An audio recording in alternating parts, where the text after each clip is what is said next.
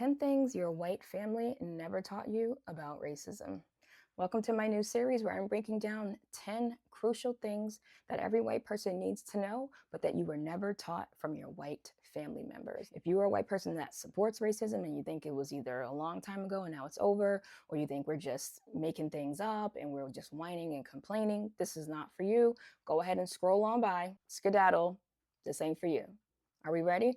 All right. So before I get into number one, I want to invite you to join me for round two of my 6-week online training called The White Liberal's Guide to Dismantling the Racism Within, 12 Steps to Becoming a Safe Person for Black People. Now, round one was incredible. I mean, the feedback that I got from our first session was amazing. So you don't want to miss this second session of this 6-week online training.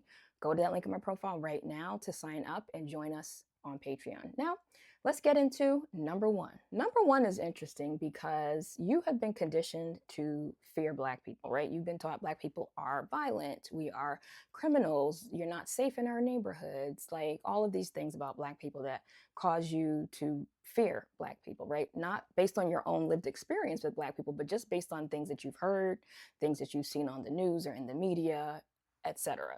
But the ironic thing about that is that there's one group of people that white people fear more than they fear Black people. It's other white people. White people fear other white people more than they fear anybody else. Let me tell you how I know. Because you don't speak up and speak out against racism because you're afraid of the backlash and the consequences of speaking out against other white people. That's what you're afraid of. You're not afraid of us. You're not afraid of Black and brown immigrants. You've just been hearing things about that. But you have actual real life lived experience with white people, and you've seen the violence from white people. You've seen the psychological abuse. You have seen just how vile and deplorable many white people can behave because they know in our society, the society is set up to not hold white people accountable for your actions. So when you know that you may not be held accountable for your actions, even if they're violent or illegal or criminal, you're going to push the envelope. And you've had a front row seat to the violence and abuse of other white people. So you're afraid to speak out against racism because you don't want to break the code, because there are serious and dangerous consequences for white people who speak up and speak out and they break the code of white supremacy. Just look at Miss Rachel. She's a perfect example. So what do?